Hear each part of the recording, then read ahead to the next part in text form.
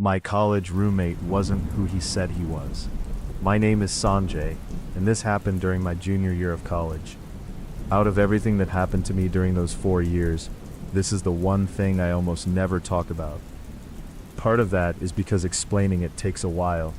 The other part is because, for the longest time, I felt embarrassed about how many warning signs I ignored. I think when people imagine having a bad college roommate, they picture someone who doesn't wash dishes, plays music until 3 in the morning, leaves food everywhere, or constantly has people over. I would have taken any of those. What I got was something completely different. It started because my original roommate backed out of our lease about 3 weeks before the fall semester. His name was Daniel, and we had lived together sophomore year. We got along well enough that we planned to rent an off-campus apartment together for junior year. The place was called Briarwood Apartments. Despite the name, there was nothing fancy about it. It was one of those apartment complexes built mostly for students, because it was close enough to campus that you could walk if the weather was good. The buildings were 3 stories tall, with outdoor staircases, beige siding, and small balconies facing a central parking lot. Our unit was on the 3rd floor. 2 bedrooms, 2 bathrooms, a small kitchen, a living room just big enough for a couch and television. The rent was relatively cheap if you split it. About 3 weeks before move-in, Daniel found out he had been accepted into a study abroad program he originally thought he didn't get into. I was happy for him. I was also screwed. The apartment complex didn't care that he was leaving. Somebody still had to pay the other half of the lease. Management gave me 2 options. I could find another roommate myself, or they could match me with somebody who was looking for a room. I tried finding somebody. Everyone I trusted already had housing. A few people said they were interested and then stopped responding. One guy wanted to move in with his girlfriend and asked if I would be okay pretending she didn't live there. I said no. By the final week of August, I gave up and told Briarwood to match me with someone. That person was named Adam Keller.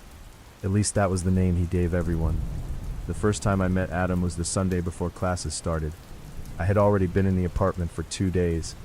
I was sitting on the living room floor putting together a cheap coffee table when somebody knocked. When I opened the door, there was a guy standing there holding 2 duffel bags. He was around my age, maybe 22 or 23, about 6 feet tall, thin, brown hair that looked like he had cut it himself. He wore a gray sweatshirt even though it was almost 80 degrees outside. The first thing he said was, "Sanjay?" I said yes. He smiled and held out his hand. "Adam, guess I'm your roommate." He seemed completely normal, maybe a little awkward, but nothing that bothered me. I helped him carry his stuff upstairs from his car. He had surprisingly little. 2 duffel bags, a plastic storage bin, a backpack, a laptop, and a mattress that was rolled up in a box.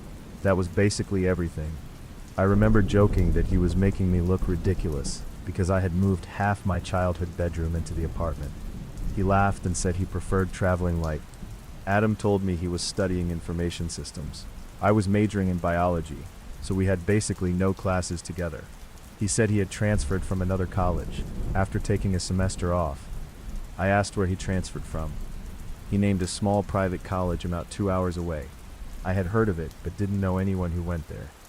That first night we ordered pizza and sat in the living room talking. I learned that Adam grew up about 3 hours away. His parents were divorced. He had an older sister. He liked gaming, basketball, and horror movies. We actually had enough in common that I felt relieved. My biggest fear had been getting matched with somebody impossible to live with. Instead, Adam seemed quiet and clean. He even offered to split groceries. The first 2 weeks were almost completely uneventful. Our schedules were different. I had several morning classes and usually left the apartment around 8.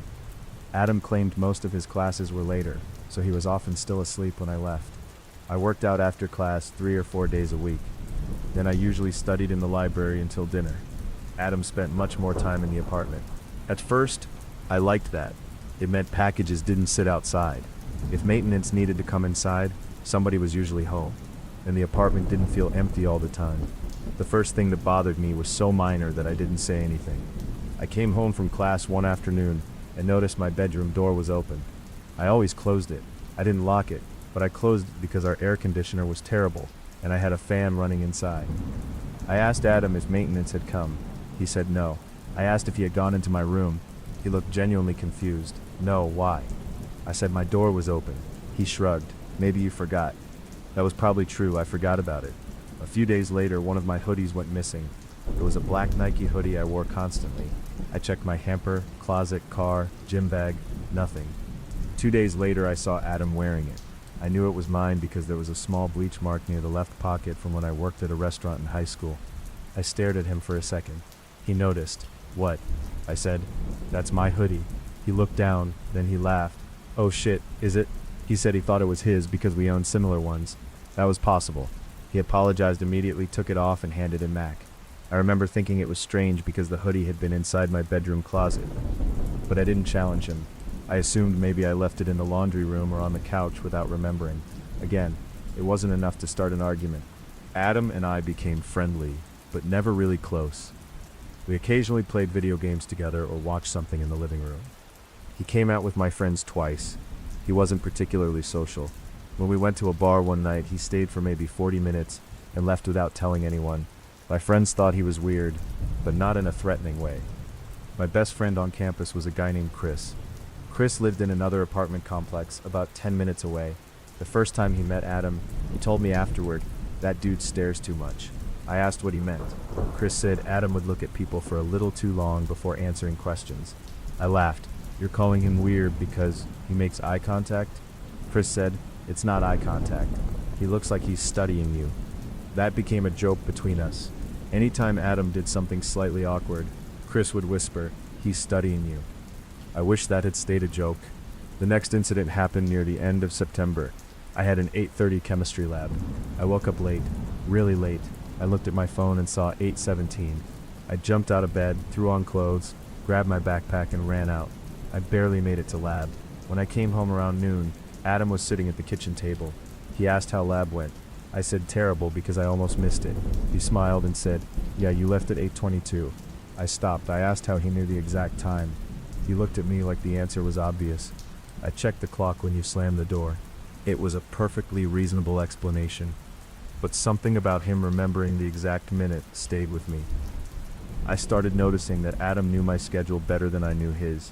If I came home earlier than normal, he would say something like, "Thought you had genetics until 4. If I didn't go to the gym, he would ask why. If Chris picked me up instead of me driving somewhere, Adam noticed. None of it was information I had deliberately given him. He had just learned my routine. Roommates do that, obviously. When you live with somebody, you know approximately when they leave and come home. But Adam seemed unusually aware. One Friday, my parents drove up to visit. They lived about 2 hours away and wanted to take me to dinner.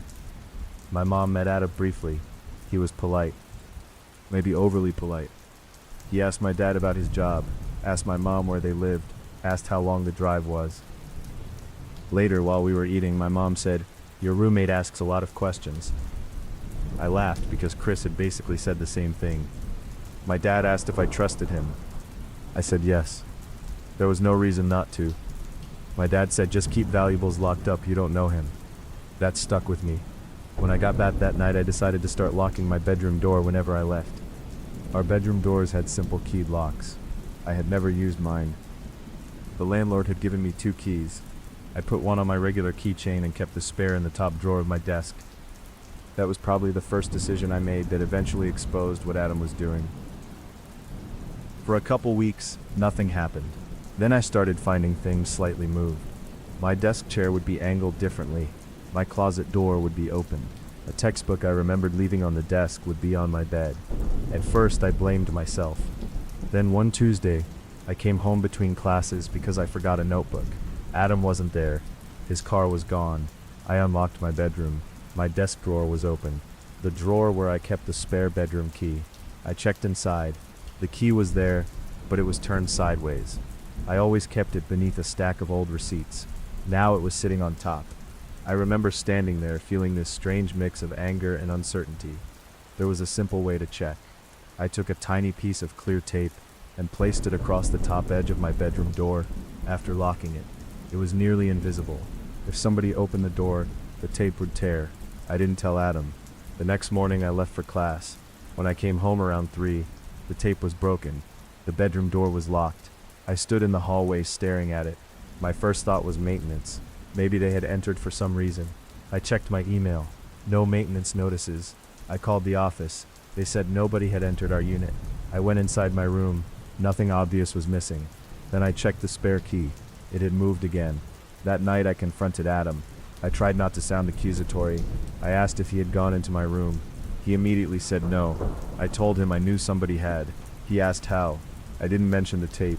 I just said things had moved. Adam became defensive much faster than I expected. He said, "Why would I go in your room?" I said I didn't know. He laughed, but it wasn't friendly. "You think I'm stealing from you?" I told him I didn't say that. He said, "Then what are you saying?" I remember backing down. I told him maybe maintenance had entered even though the office said they hadn't. He shook his head and walked into his bedroom. For the rest of the night, he barely spoke to me. The following morning, there was a note on the kitchen counter. Adam had written, "Sorry I got defensive. I hate being accused of stuff. Bad history with old roommates. We're good." I felt guilty. I texted him that we were fine. Then I bought a small security camera. It wasn't expensive. One of those little indoor cameras people use for pets. I placed it on my bookshelf facing my bedroom door. I didn't tell Adam. The camera only recorded when it detected motion. For 3 days, it captured nothing except me entering and leaving. Then on Sunday afternoon, I went grocery shopping. I was gone about 40 minutes. When I came back, everything looked normal. That evening I remembered the camera. I opened the app. There was one motion clip from 2:38 p.m. The video showed my bedroom door slowly opening. Adam stepped inside. He looked directly into the room. He closed the door behind him. The clip ended because the camera only recorded in short segments. Another clip started 3 minutes later. Adam was standing at my desk. He opened the top drawer. Then the second. Then he moved toward my closet. Another clip showed him looking through the pockets of a jacket. The final clip showed him leaving. He locked my door behind him. I watched the videos at least 5 times. There was no possible misunderstanding anymore. Adam was going through my stuff. I called Chris. He told me to get out of the apartment and come to his place. I said I wanted to confront Adam first. Chris said, "Don't." He asked if I knew what Adam was looking for. I didn't. Nothing was missing. That somehow made it creepier. If he wanted money, why not take money? If he wanted clothes, why not keep something? What was he doing? I decided not to confront him immediately. Instead, I moved important things to Chris's apartment. Passport, social security card, a small amount of cash, some personal documents. I also removed the spare bedroom key from my desk. That night, Adam came home around 10. He acted completely normal. He asked if I wanted food. I said no.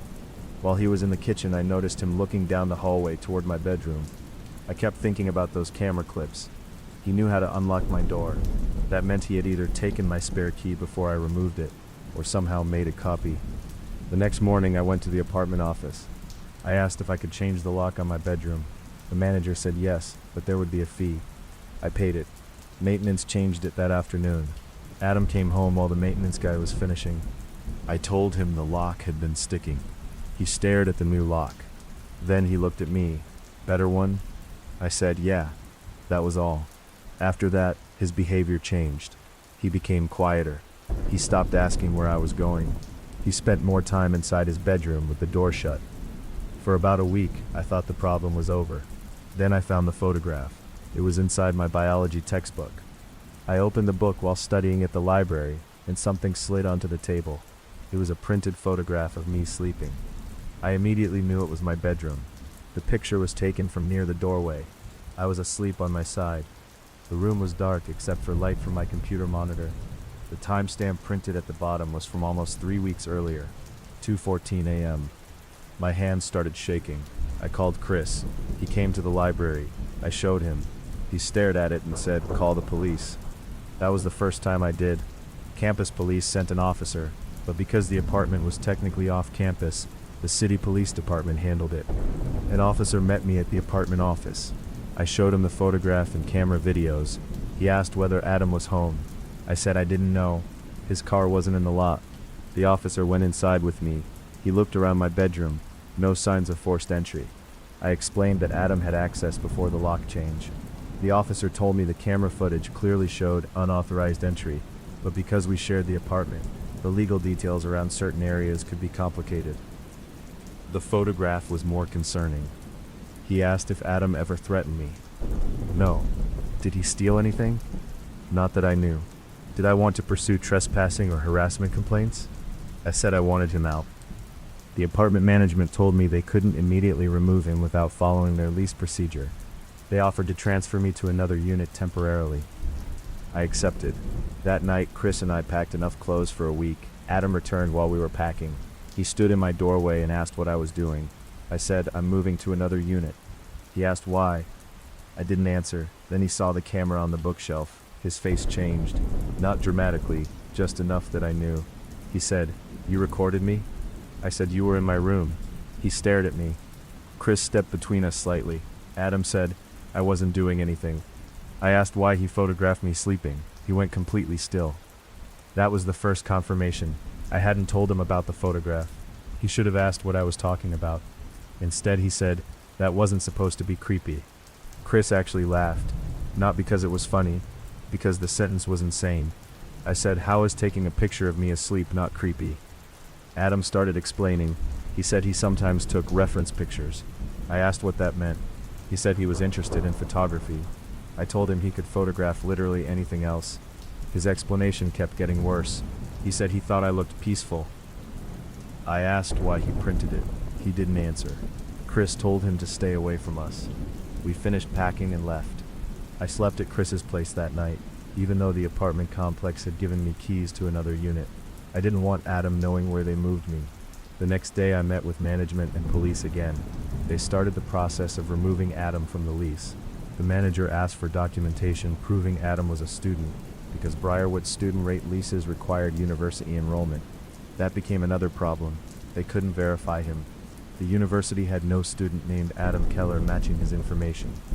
I initially assumed there was some paperwork mistake. Management called me later that afternoon. The person occupying the bedroom in my apartment had provided documents when applying, but the student ID number belonged to somebody else. At that point, the police became much more interested. They asked management for copies of his lease application. The phone number Adam originally provided was prepaid. The emergency contact number was disconnected. The address listed for his parents belonged to a house that had been sold years earlier. I realized I knew almost nothing about him. His family, his old school, his degree, all of it came from him. The private college he claimed to have transferred from had no record of him either. The police told me not to contact him. The apartment complex changed the lock to my new temporary unit. They also told Adam he had 48 hours to meet with management and verify his identity. He disappeared instead. When staff entered our apartment after he missed the meeting, his bedroom was empty. Not just mostly empty, completely empty. Mattress gone, clothes gone, laptop gone, everything. It looked as though nobody had ever lived there. Police searched the room. They didn't find much. A few receipts, food wrappers, an old charging cable, nothing with his actual identity. I thought that was the end. It should have been. I moved permanently into another unit in a different building at Briarwood. The apartment complex let me terminate the original lease without penalty. I went back to classes. For the first week, I was constantly looking over my shoulder. Then 2 weeks passed, nothing happened. A month passed, nothing. By November, Adam started feeling like some bizarre story that was finally behind me. Then I received an email. It came from an address I didn't recognize. No subject line. The message contained one sentence. "You didn't have to make me leave." I forwarded it to the detective assigned to the case. He told me not to answer. A second email came 4 days later. This one said, "Chris doesn't like me." That bothered me because Chris had never interacted with Adam outside the apartment except that final night. Then another, "Your new bedroom is smaller." I read that message while sitting at my desk in the new apartment. I froze. My new bedroom was smaller. Adam shouldn't have known that. Blinds closed. Door locked. I called police. Officers checked the building. Nothing. The detective asked whether Adam knew which unit I moved into. Management insisted he did not. They checked access logs. Nothing obvious. The next morning, I found a folded piece of paper beneath the windshield wiper of my car. It contained no words, just a small photograph. It showed me entering my new apartment building. The photo had been taken from across the parking lot. I called the detective again. The police requested security footage from Briarwood. One camera showed a person sitting inside a white sedan near the edge of the parking lot for almost 3 hours. The video quality wasn't good enough to identify the driver. The vehicle had temporary plates. By then, my parents wanted me to move home. I couldn't. Home was 2 hours from campus and I was halfway through the semester. Instead, I moved in with Chris temporarily. I stopped parking at Briarwood. I changed my class routine. I made my social media accounts private. Nothing happened for another couple weeks. Then Chris started getting messages. The first came through Instagram. A blank account sent, "Tell Sanjay I just want my stuff back." We had no idea what that meant. Adam had removed everything from his bedroom. Nothing of his was with me. Chris blocked it. Another account messaged, "Ask him about the drawer." That sentence kept bothering me. I went through everything I had moved from the original apartment. Clothes, books, kitchen stuff, storage bins. Then I remembered an old nightstand. Daniel, my original roommate, left it when he went abroad. I had used it in the living room for miscellaneous stuff. When I moved units, Chris helped carry it. The bottom drawer was difficult to open. I had never really used it. We pulled it out completely. Behind the drawer was a small black pouch. Inside were 3 USB drives, a key, and several folded pieces of paper. I immediately called police. The detective came to Chris's apartment. He opened the pouch wearing gloves. The papers contained names. Not random names. Some had addresses. Some had phone numbers. One name was mine. Another was Daniel's. Another was a guy named Trevor Hall. Beside Trevor's name was an address for an apartment complex near the private college Adam claimed to attend. Police took everything. A few days later, the detective called me. He finally knew who Adam was. His real name was Nathan Mercer. He was 28 years old, not 22, not a student. He had used at least 3 different names over the previous 5 years, and Trevor Hall had been his previous roommate. That was the part that made everything click. Trevor had attended the private college Adam named. Nathan had rented a room from him for several months. Afterward, Trevor reported him for stalking and identity theft. According to police records, Nathan went through Trevor's mail, copied documents, opened accounts using his information, and repeatedly entered Trevor's bedroom while he was gone. Trevor eventually changed the locks and forced him out. A few weeks later, Trevor began receiving anonymous messages and photographs showing him outside his apartment. The stalking continued for months. Nathan was questioned, but denied everything. There wasn't enough evidence to charge him with the worst accusations. Eventually, Trevor moved out of state. Nathan disappeared. The USB drives found inside my furniture contained files from Trevor. Copies of his ID, pictures, documents, recorded conversations, and folders connected to other people. One folder had my name. The detective would not show me everything inside it. He told me enough. Nathan had been recording me almost from the beginning. There were audio files from our living room, pictures of my bedroom, screenshots of my social media accounts, my class schedule, a photograph of my driver's license, a copy of one of my bank statements. That terrified me because I kept bank statements inside a folder in my desk. He had photographed them while searching my room. The USB drives also explained why he wanted the pouch back. It contained evidence linking his old identities together. He must have hidden it in the nightstand sometime before leaving, and either forgotten it or expected to return for it later. The police obtained a warrant connected to Nathan's no relatives and financial records. They discovered his sister was real. Her last name was Mercer. She hadn't spoken to him in nearly 2 years. She told police Nathan had always had problems becoming obsessed with people. Sometimes he seemed to pick someone and slowly begin copying their life. He would dress like them, develop their hobbies, learn their routines, try to become friends with their friends. Then he would become angry when they established boundaries. That description made me feel physically sick. I thought back to my missing hoodie, Adam wearing it, the way he knew my schedule, the questions he asked my parents, the basketball games he suddenly started watching after I mentioned liking basketball, the food I bought that he started buying, even certain phrases I used that he eventually started using. Chris was right. Adam hadn't just been looking at me, he had been studying me.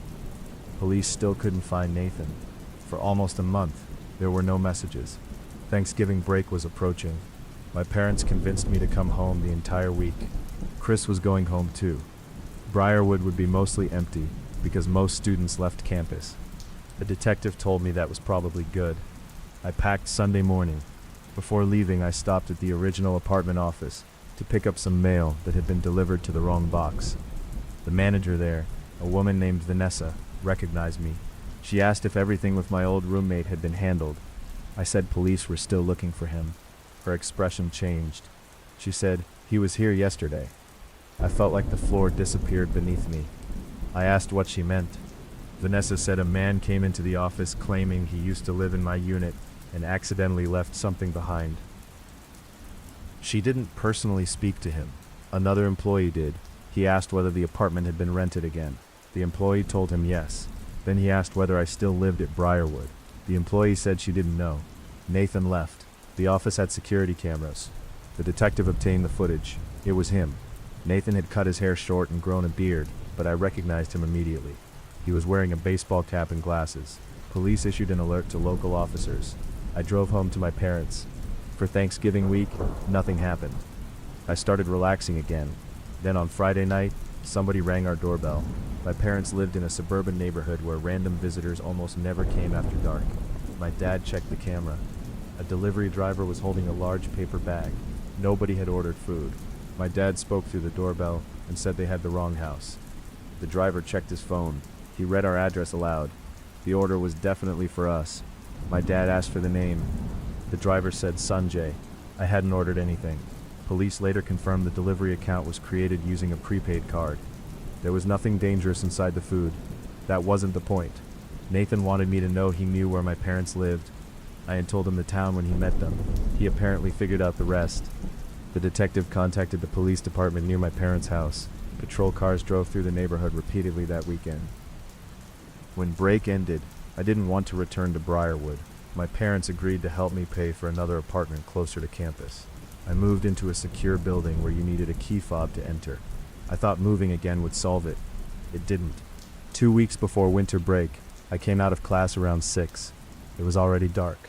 I walked toward the parking garage. My car was on the 4th level. The garage wasn't empty, but it was quiet. I was halfway toward my car when I heard someone say my name, Sanjay. I stopped. Nathan was standing between 2 parked cars.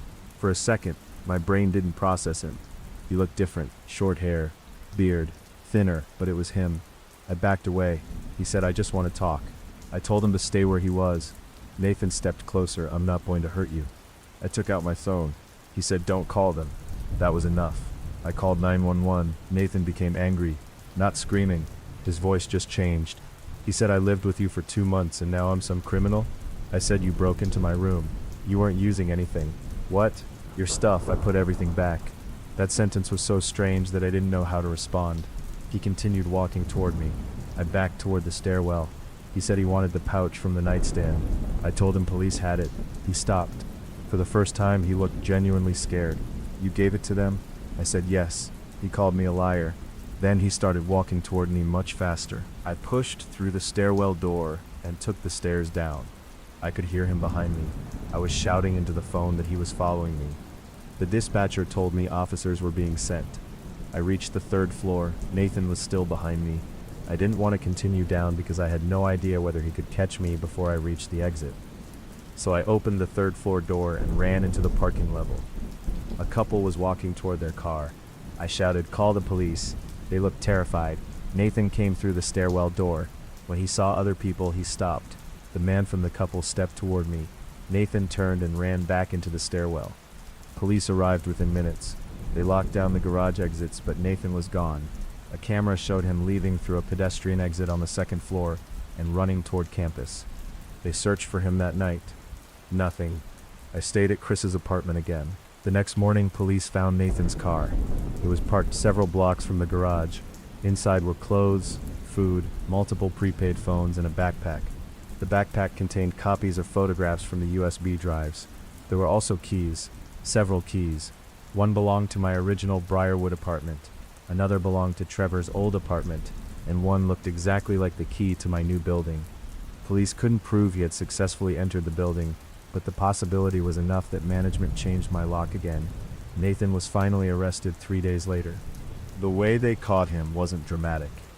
He walked into a public library about 20 miles away and used a computer. An employee recognized him from a police bulletin after noticing him sleeping inside the library earlier that day. Police arrived before he could leave. He had another fake ID. This one used a completely different name. Once he was in custody, investigators searched the motel room where he had been staying. They found more photographs, more documents, and something I wish they had never told me about. There was a folder labeled SONJ New. Inside were pictures taken after I moved from Briarwood, my new apartment building, my campus parking garage, Chris's apartment, my parents' house. There were also handwritten notes. One listed the times I usually left my Monday class. Another listed where I parked. Another contained the names of several friends. Nathan had essentially rebuilt the routine he lost when I moved. The police also recovered a small hidden camera. They believed it was intended to be placed somewhere near my apartment, though they couldn't prove exactly where. Nathan was charged with stalking, identity theft, unlawful surveillance, burglary-related offenses, harassment, and multiple crimes associated with his fake identification and previous victims. Trevor was contacted and agreed to cooperate. So did another former roommate whose name appeared on the USB drives. The case became much larger than what happened to me. I'm not going to pretend the sentence made everything disappear. It didn't. He received prison time followed by years of supervision and protective orders preventing him from contacting multiple victims. For me, the legal ending was almost anticlimactic. By then, the damage had already happened. I finished junior year living alone. I never accepted a randomly assigned roommate again. Senior year, Chris and I got a place together. My grades actually improved once I stopped constantly checking whether someone had entered my bedroom. But certain habits stayed. I lock my bedroom door even if I trust everyone in the house. I don't leave documents lying around. If somebody knows details about my schedule that I never deliberately told them, I notice. And I don't brush off small boundary violations anymore. That's probably the biggest thing I learned. The first time Adam entered my bedroom, I told myself I forgot the door open. When my hoodie disappeared, I accepted his explanation. When he knew exactly when I left for class, I called it normal roommate behavior. When the tape on my bedroom door broke, I still hesitated. Even after I recorded him searching through my things, part of me worried that confronting him would make me seem dramatic. I think people imagine dangerous people are obvious. They picture somebody threatening, aggressive, unstable. Nathan wasn't like that at first. He washed his dishes, paid rent, made small talk, held the door when my parents visited, asked if I wanted pizza. He was easy to live with because he wanted to be. While I thought we were slowly learning to coexist, he was learning everything he could about me. I later spoke to Trevor once. The detective asked whether I was comfortable with Trevor having my number, because he wanted to talk. I agreed. We spoke for maybe an hour. Trevor told me the exact same thing happened with him. Nathan started as a perfect roommate. Then clothes went missing, mail was opened, bedroom drawers moved. Trevor blamed himself for months. Eventually, he found copies of his identification hidden in Nathan's things. When he confronted him, Nathan cried. He apologized. He said he had problems with boundaries. Trevor felt bad for him and agreed not to call police if he moved out. That decision haunted Trevor, because once Nathan left, the anonymous photographs started. Trevor told me, the worst thing you can do is convince yourself someone is harmless because they act embarrassed when they get caught. I've remembered that sentence ever since. There was one final thing I learned from him. The photograph of me sleeping wasn't unusual for Nathan. Trevor had found similar pictures. Nathan apparently photographed roommates while they slept because he liked having proof that he could enter their spaces without waking them. I don't know whether that explanation is better or worse than anything I imagined. For weeks after learning that, I thought about the night the photograph was taken. The timestamp said 2:14 a.m. I tried reconstructing that night. I had been studying late. I probably fell asleep with my computer on. Adam must have unlocked my bedroom door with the copied key. He stood inside. My room was small. To take the photograph from that angle, he would have been less than 6 feet from my bed. I never woke up. He took the picture. Then at some point he printed it. And later, for reasons I still don't understand, he placed it inside one of my textbooks. Maybe he wanted me to find it eventually. Maybe he forgot he put it there. Maybe he wanted to know how long it would take me to notice. I stopped trying to understand him years ago. Some people have asked why I didn't immediately move out the first time he went into my room. The answer is simple, because at the time, it didn't feel like the beginning of a horror story. It felt like an awkward roommate problem. That's how almost all of it felt, until it became impossible to explain away. A missing hoodie, an open door, a weird question, a moved key, a roommate who knew my schedule a little too well. Each individual thing was small. It was only after I put them together that I understood what I had been living with. For 2 months I shared a wall with a man whose real name I didn't know. He knew where I went every morning, when I came home, who my friends were, where my parents lived, where I kept my documents, what I wore, what I studied, how deeply I slept. And while I was slowly learning that something about him was wrong, he had already done this before. I wasn't the first roommate. I was just the newest one. Nathan is no longer part of my life. I haven't received a message from him in years. As far as I know, he is still legally prohibited from contacting me.